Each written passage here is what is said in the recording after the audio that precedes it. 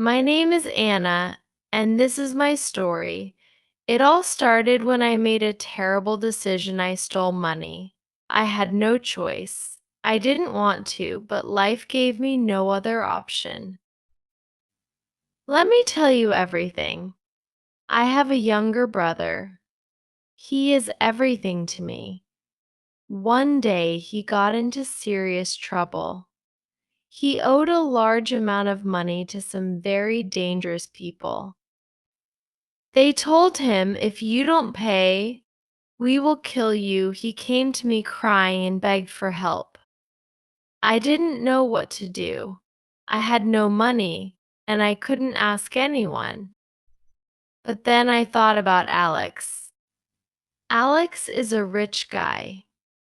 He has everything: money, cars, a big house. He has liked me for a long time, but I don't feel the same about him. He always said, "I can give you anything, Anna, but you must be mine." I didn't love him. How could I ask him for help? But my brother's life was in danger. I couldn't let anything happen to him, so I went to Alex. "Alex, I need your help," I said. "My brother is in trouble. Please lend me some money." Alex smiled and said, "I will give you all the money you need, Anna, but there is one condition." "What is it?" I asked, feeling nervous. "You must marry me," he said. I froze. I couldn't believe his words. How could he say that at such a time? I told him no. I told him I didn't love him. But Alex didn't care. He said, "If you want the money, you must be mine." I was desperate. My brother needed me. I thought about it and finally agreed. Alex handed me the money. I took it, but deep down, I knew I couldn't marry him. That night, I went to his house again.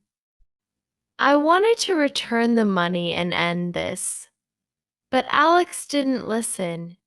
He came closer to me, smiling in a way that made me feel scared. I panicked. On the table, there was a vase. I grabbed it and hit Alex with it. He fell down. I didn't wait. I took the money and ran. I ran for a long time until my legs felt weak. Then I saw a small house. It was quiet and the lights were off. I knocked on the door. A young man opened it. His name was Jack. He looked surprised to see me.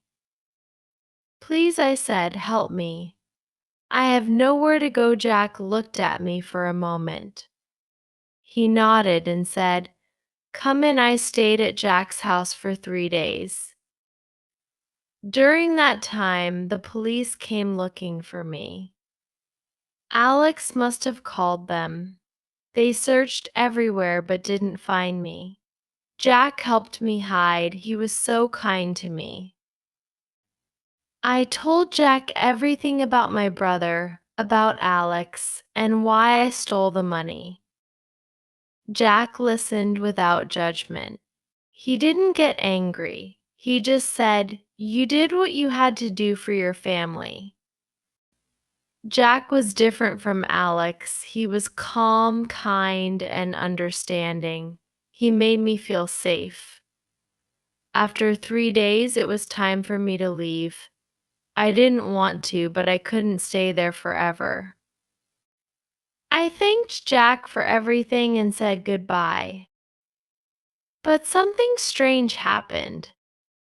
As I walked away, I couldn't stop thinking about him: his face, his voice, his kindness. It was all I could think about. Why can't I stop thinking about Jack? I asked myself. Do I like him? No, it's not possible. I just met him. But the more I thought about it, the more I realized the truth. I did like him. No, I loved him. I didn't know what to do. Should I go back and tell Jack how I feel, or should I keep running? My heart was full of questions, but one thing was clear: I couldn't forget him. Jack changed my life. He showed me what kindness and love really mean. And now I can only hope that one day I'll see him again. Days turned into weeks, but my thoughts didn't change. I couldn't forget Jack.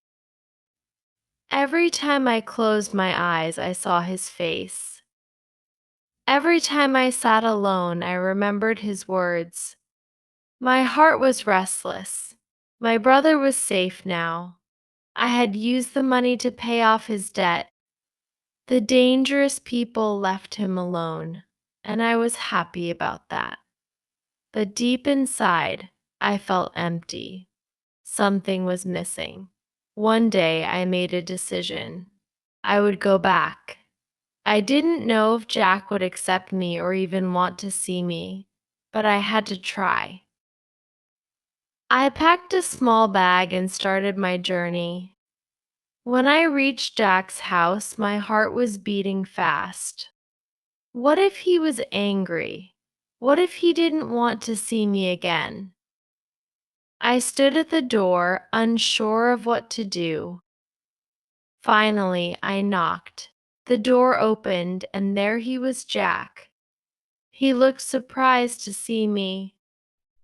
"Anna," he said, "you're back." "Yes," I said, my voice shaking.